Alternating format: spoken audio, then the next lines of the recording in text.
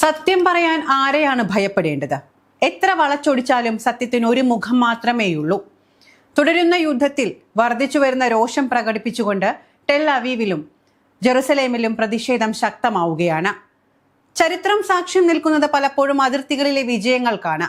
പക്ഷേ ഇന്ന് ഇസ്രായേലിന്റെ മണ്ണ് സാക്ഷ്യം വഹിക്കുന്നത് തകർന്നു വീഴുന്ന മിസൈലുകൾക്കല്ല, മറിച്ച് തകർന്നു പോകുന്ന ജനതയുടെ വിശ്വാസത്തിനാണ്. ഇസ്രായേലിന്റെ ആകാശത്ത് അയൺ ഡോമുകൾ വിരിയുന്നുണ്ടാകാം, പക്ഷേ ആ ജനതയുടെ ഉള്ളിൽ കത്തുന്നത് ഭീതിയുടെ അതിലേറെ രോഷത്തിന്റെയും കനലുകളാണ്. ടെൽ അവീവിലെയും ജെറുസലേമിലെയും തെരുവുകൾ ഇന്ന് വെറും പ്രതിഷേധത്തിന്റേതല്ല, അത് അതിജീവനത്തിനായുള്ള ഒരു ജനതയുടെ നിലവിളിയാണ്. സ്വന്തം ചോരയും നീരും നൽകി സംരക്ഷിച്ച രാജ്യം തങ്ങളുടെ സുരക്ഷയേക്കാൾ കൂടുതൽ ഭരണാധികാരിയുടെ രാഷ്ട്രീയ നിലനിൽപ്പിന് പ്രാധാന്യം നൽകുന്നു എന്ന തിരിച്ചറിവ് ആ ജനതയെ ഇന്ന് തെരുവിലിറക്കിയിരിക്കുന്നു. മധ്യേഷ്യയിലെ സംഘർഷം പുതിയൊരു തലത്തിലേക്ക് കടക്കുകയാണ്. ഇറാൻ നടത്തിയ ആക്രമണങ്ങൾ, മിസൈൽ ആക്രമണങ്ങൾ ഇസ്രായേലിന്റെ സുരക്ഷാ സംവിധാനങ്ങളെ പോലും ചോദ്യം ചെയ്യുന്നവയാണ്. ആക്രമണത്തിന്റെ വ്യാപ്തി മുൻപത്തെ ആക്രമണങ്ങളിൽ നിന്നും തികച്ചും വ്യത്യസ്തമാണ്.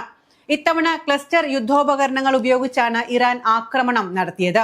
ജനവാസ കേന്ദ്രങ്ങളിൽ പതിക്കുകയും നിരവധി പേർക്ക് പരിക്കേൽക്കുകയും മറ്റു നാശനഷ്ടങ്ങൾ സംഭവിക്കുകയും ചെയ്തതോടെയാണ് ജനരോഷം ആളിക്കത്തുന്നത്. ബെഞ്ചമിൻ നെതന്യാഹു എന്ന ഭരണാധികാരിയുടെ രാഷ്ട്രീയ ചതുരംഗ പലകയിൽ വെറും കരുക്കളായി മാറാൻ തങ്ങൾ തയ്യാറല്ല എന്ന് അവർ ഉറക്കെ വിളിച്ചു പറയുന്നു.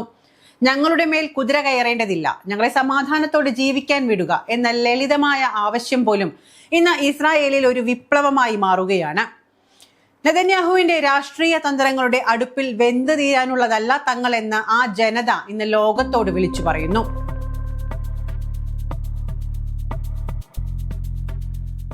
എന്താണ് ഇസ്രായേലിൽ സംഭവിക്കുന്നത്? യുദ്ധക്കളത്തിലെ കണക്കുകൾക്കും അപ്പുറം ഭരണകൂടം മറച്ചുവെക്കുന്ന ആ സത്യം എന്തൊക്കെയാണ്? ഇന്ന് ലോകം ഉറ്റുനോക്കുന്നത് യുദ്ധക്കളത്തിലെ മിസൈലുകളെയല്ല, മറിച്ച് ഇസ്രായേലിന്റെ തെരുവുകളിൽ ഇരമ്പുന്ന ജനരോഷത്തെയാണ്. ഒരു വശത്ത് അതിർത്തികളിൽ യുദ്ധം മുറുകുമ്പോൾ മറുവശത്ത് സ്വന്തം രാജ്യത്തിനുള്ളിൽ തന്നെ പ്രധാനമന്ത്രി ബെഞ്ചമിൻ നെതന്യാഹുവിനെതിരെ ജനങ്ങൾ തെരുവിലിറങ്ങുകയാണ്. ടെൽ അവീവും ജെറുസലേമും ഇന്ന് പ്രതിഷേധങ്ങളുടെ പ്രഭവ കേന്ദ്രമായി മാറിയിരിക്കുന്നു. എന്താണ് ഈ പ്രതിഷേധത്തിനു പിന്നിൽ? വെറും യുദ്ധവിരുദ്ധതയാണോ, അതോ ഭരണകൂടത്തോടുള്ള കടുത്ത അമർഷമോ? ഈ പ്രതിഷേധങ്ങളുടെ ഏറ്റവും വലിയ ആയുധം അത് വേദനയാണ്. ഹമാസിന്റെ പക്കലുള്ള ബന്ധുക്കളുടെ ബന്ധുക്കളും സുഹൃത്തുക്കളും മാസങ്ങളായി തെരുവിലാണ്. തങ്ങളുടെ പ്രിയപ്പെട്ടവരെ തിരികെ കൊണ്ടുവരുന്നതിൽ സർക്കാർ പരാജയപ്പെട്ടിരിക്കുന്നുവെന്ന് അവർ അടിയുറച്ച് വിശ്വസിക്കുന്നു. തങ്ങളുടെ ബന്ധുക്കളെ മോചിപ്പിക്കുക, അവർക്ക് വേണ്ടിയാണ് യുദ്ധമെന്ന് നിങ്ങൾ പറഞ്ഞു, പക്ഷേ ഈ യുദ്ധം നീണ്ടുപോകുന്നു, അവർ മടങ്ങിയെത്തുന്നതുമില്ല. ഇതാണ് ഓരോ പ്രതിഷേധക്കാരന്റെയും ചോദ്യം. സൈനിക നടപടിയേക്കാൾ ഉപരിയായി നയതന്ത്ര ചർച്ചകൾക്ക് സർക്കാർ പ്രാധാന്യം നൽകുന്നില്ല എന്ന ആരോപണം ശക്തമാണ്. ഓരോ ബോംബ് ആക്രമണവും നടക്കുമ്പോഴും അത് ബന്ദികളുടെ ജീവന് ഭീഷണിയാണ് എന്ന് കുടുംബങ്ങൾ ഭയപ്പെടുന്നു. ഇവിടെയാണ് പ്രതിഷേധക്കാർ ഉന്നയിക്കുന്ന ഏറ്റവും വലിയ രാഷ്ട്രീയ ആരോപണം വരുന്നത്. പ്രധാനമന്ത്രി ബെഞ്ചമിൻ നെതന്യാഹു തന്റെ അധികാരം നിലനിർത്താൻ വേണ്ടി യുദ്ധത്തെ മറയാക്കുന്നുവെന്ന് അവർ വിശ്വസിക്കുന്നു. നെതന്യാഹുവിനെതിരെ ഉയർന്ന അഴിമതി കേസുകളും ഭരണപരമായ വീഴ്ചകളും വീണ്ടും സജീവമാകും. ഇത് ഒഴിവാക്കാൻ അദ്ദേഹം ബോധപൂർവം സംഘർഷം നീട്ടിക്കൊണ്ടുപോവുകയാണ്. ഒരു പ്രതിഷേധക്കാരൻ ഇങ്ങനെയാണ് പറഞ്ഞത്: നെതന്യാഹുവിന്റെ രാഷ്ട്രീയ തന്ത്രങ്ങൾക്ക് മുന്നിൽ സാധാരണക്കാർ വെറും ബലിയാടുകളാവുകയാണ്. ഇസ്രായേലി ജനതയെ അവരുടെ ഇഷ്ടത്തിന് ജീവിക്കാൻ വിടണമെന്നും രാഷ്ട്രീയ ലാഭത്തിനു വേണ്ടി ജനങ്ങളുടെ മേൽ കുതിര കയറേണ്ട ആവശ്യം സർക്കാരിനില്ല എന്നും അവർ വിളിച്ചു പറയുന്നു. സാധാരണക്കാരന്റെ ജീവനേക്കാൾ വലുതല്ല ഒരു ഭരണാധികാരിയുടെ രാഷ്ട്രീയ നിലനിൽപ്പ് എന്ന തിരിച്ചറിവാണ് ഇസ്രായേലിനെ ഇത്രമാത്രം വിറപ്പിച്ചിരിക്കുന്നത്. അടുത്തിടെ ഇറാൻ നടത്തിയ മിസൈൽ ആക്രമണങ്ങൾ ഇസ്രായേലിന്റെ സുരക്ഷാ കവചമായ അയൺ ഡോമിന്റെയും മറ്റ് പോരായ്മകളും തുറന്നു കാട്ടുന്നുണ്ട്. ഡിമോണയിലും അരാദിലും മിസൈലുകൾ പതിച്ചത് ജനങ്ങളെ കൂടുതൽ ഭീതിയിലാഴ്ത്തിയിട്ടുണ്ട്. തങ്ങൾ സുരക്ഷിതരല്ല എന്ന ബോധ്യം അവരെ കൂടുതൽ പ്രകോപിതരാക്കുന്നു. ക്ലസ്റ്റർ ബോംബുകൾ പോലുള്ള മാരകായുധങ്ങൾ ഉപയോഗിച്ചുള്ള ആക്രമണങ്ങൾ തങ്ങളുടെ നഗരങ്ങളിൽ പതിക്കുമ്പോൾ സർക്കാർ പ്രതിരോധം വെറും അവകാശങ്ങൾ മാത്രമായി മാറുന്നുവെന്ന് അവർ ആരോപിക്കുന്നു. ഞങ്ങൾക്ക് വേണ്ടത് സുരക്ഷയാണ്, അല്ലാതെ യുദ്ധവിജയത്തിന്റെ പൊള്ളയായ കണക്കുകളല്ല എന്നാണ് ഇന്ന് തെരുവുകളിൽ നിന്നും ഉയർന്നു കേൾക്കുന്ന ശബ്ദം. ഇന്ന് ഇസ്രായേൽ 2 യുദ്ധത്തിലാണ് പങ്കെടുത്തുകൊണ്ടിരിക്കുന്നത്. ഒന്ന് അതിർത്തിക്ക് പുറത്ത് സ്വന്തം ശത്രുക്കളോട്, 2 സ്വന്തം ജനതയോട്. ഒരു ജനാധിപത്യ രാജ്യത്ത് ജനങ്ങളുടെ ശബ്ദം അവഗണിക്കുന്നത് അപകടകരമാണ്. യുദ്ധം എത്ര വിജയിച്ചാലും സ്വന്തം ജനതയുടെ വിശ്വാസം നഷ്ടപ്പെട്ട ഒരു ഭരണകൂടത്തിന് എത്ര നാൾ ഇങ്ങനെ മുന്നോട്ട് പോകുവാൻ സാധിക്കും?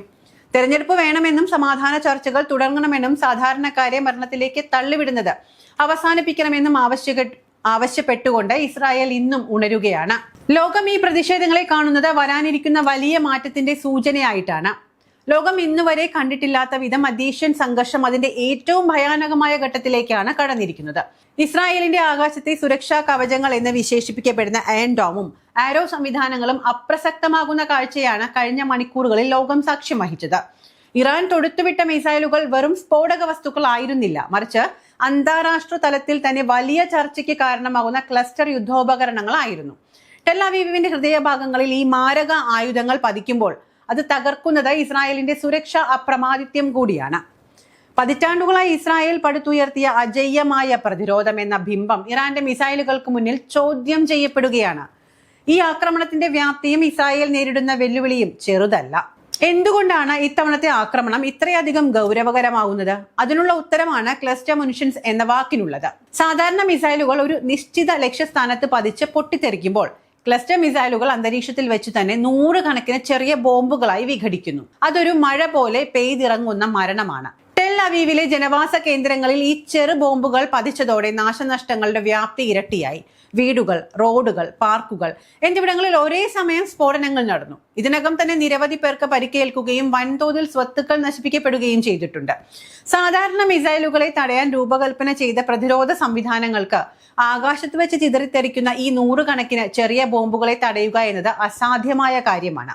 ഇത് ഇസ്രായേലിന്റെ സാധാരണക്കാരെ വലിയൊരു ഭീതിയുടെ നിഴലിൽ ആഴ്ത്തിയിരിക്കുകയാണ്. ഇസ്രായേൽ വ്യോമസേന അവകാശപ്പെടുന്നത് തങ്ങളുടെ പ്രതിരോധ സംവിധാനങ്ങൾക്ക് 92% വിജയ നിരക്കുണ്ട് എന്നാണ്. എന്നാൽ ഈ കണക്ക് വെറും അക്കങ്ങൾ മാത്രമാണ് എന്ന് തെളിയിക്കുന്നതാണ് ഡിമോണയിലും അരാദിയിലും ഉണ്ടായ ആക്രമണങ്ങൾ. ഇസ്രായേലിന്റെ തന്ത്രപരമായ മേഖലകളിൽ പോലും മിസൈലുകൾ പതിച്ചത് വലിയ സുരക്ഷാ വീഴ്ചയായിട്ടാണ് അന്താരാഷ്ട്ര നിരീക്ഷകർ വിലയിരുത്തുന്നത്. 150-ലധികം പേർക്ക് പരിക്കേറ്റ ഈ മിസൈൽ പതനം ഇസ്രായേലിന്റെ ആത്മവിശ്വാസത്തെ ചെറുതൊന്നുമല്ല മുറിവേൽപ്പിച്ചിരിക്കുന്നത്. തങ്ങളുടെ സൈനിക സാങ്കേതിക വിദ്യയ്ക്കുണ്ടായ പോരായ്മകൾ മറച്ചുവെക്കാൻ ഇസ്രായേൽ ശ്രമിക്കുന്നുണ്ട് എങ്കിലും തുടർച്ചയായ മിസൈലുകൾ സുരക്ഷാ കവചം ഭേദിക്കുന്നത് വലിയ തിരിച്ചടി തന്നെയാണ്. മിസൈലുകളുടെ വേഗതയും അവ വിഘടിക്കുന്ന രീതിയും മാറുമ്പോൾ പഴയ സാങ്കേതിക വിദ്യ വെച്ച് അവയെ ഇസ്രായേലിന് നേരിടാൻ കഴിയില്ല എന്ന യാഥാർത്ഥ്യം ഭരണകൂടത്തെ പ്രതിരോധത്തിലാക്കുകയാണ്. ഈ സൈനിക വെല്ലുവിളികൾക്ക് പിന്നാലെ ഇസ്രായേലിനുള്ളിൽ മറ്റൊരു യുദ്ധം പുകയുകയാണ്. ബെഞ്ചമിൻ നെതന്യാഹുവിന്റെ ഭരണകൂടത്തിനെതിരെ ജനങ്ങൾ തെരുവിലിറങ്ങിക്കഴിഞ്ഞു. സാധാരണക്കാരന്റെ ജീവൻ പണയപ്പെടുത്തിക്കൊണ്ട് എന്തിനാണ് ഈ യുദ്ധം നീട്ടിക്കൊണ്ടു പോകുന്നത് എന്നാണ് അവരുടെ ന്യായമായ ചോദ്യം. രാഷ്ട്രീയ നേട്ടങ്ങൾക്കായി ജനങ്ങളുടെ സുരക്ഷ ബലികഴിക്കുകയാണ് എന്ന് പ്രതിഷേധക്കാർ ഇവിടെയാണ് ആരോപിക്കുന്നത്. ബന്ധുക്കളെ മോചിപ്പിക്കുന്നതിലോ സമാധാനം പുനഃസ്ഥാപിക്കുന്നതിലോ സർക്കാരിന് യാതൊരു താല്പര്യവുമില്ല എന്നും തങ്ങളെ വെറും യുദ്ധോപകരണങ്ങളായി മാത്രമാണ് ഭരണകൂടം കാണുന്നത് എന്നും ജനങ്ങൾ തിരിച്ചറിഞ്ഞു കഴിഞ്ഞു. നെതന്യാഹുവിന്റെ രാഷ്ട്രീയ നിലനിൽപ്പിന് വേണ്ടി ഇസ്രായേലിലെ സാധാരണക്കാർ ബലിയാടുകളാവുകയാണ് എന്ന രൂക്ഷമായ വിമർശനം ഇന്ന് ഇസ്രായേലിലെ തെരുവുകളിൽ മുഴങ്ങുകയാണ്. ജനങ്ങളെ അവരുടെ ഇഷ്ടത്തിന് ജീവിക്കാൻ അനുവദിക്കണമെന്നും അവരുടെ മേൽ അധികാരം അടിച്ചേൽപ്പിക്കരുത് എന്നുമുള്ള ആവശ്യം ശക്തമാകുന്നുണ്ട്. വാർത്താ ലോകത്തെ പുതിയ മാറ്റങ്ങൾ സൂചിപ്പിക്കുന്നത് ഈ സംഘർഷം ഉടനെങ്ങും അവസാനിക്കില്ല എന്ന് തന്നെയാണ്. ഇറാൻ തങ്ങളുടെ ആക്രമണ രീതികൾ പരിഷ്കരിക്കുമ്പോൾ ഇസ്രായേൽ ആഭ്യന്തരമായും വൈദേശികമായും വലിയ പ്രതിസന്ധിയിലാണ്. അത്യാധുനികമായ മിസൈൽ വേദ സംവിധാനങ്ങൾക്കും അപ്പുറം മനുഷ്യജീവന്റെ വില മനസ്സിലാക്കുന്ന ഒരു നയതന്ത്ര പരിഹാരത്തിന് മാത്രമേ ഇനി സമാധാനം കൊണ്ടുവരാൻ സാധിക്കൂ. സാങ്കേതിക വിദ്യകൾ പരാജയപ്പെടുമ്പോഴും ഭരണകൂടങ്ങൾ തങ്ങളുടെ തന്ത്രങ്ങളുമായി മുന്നോട്ട് പോകുമ്പോൾ എന്നും ഇരയാകുന്നത് സാധാരണക്കാരനാണ്. മധ്യേഷ്യയിലെ ഈ കത്തുന്ന സാഹചര്യം വരും ദിവസങ്ങളിൽ ലോകത്തെ എങ്ങോട്ട് നയിക്കുമെന്ന് നമുക്ക് കാത്തിരുന്നു കാണാം.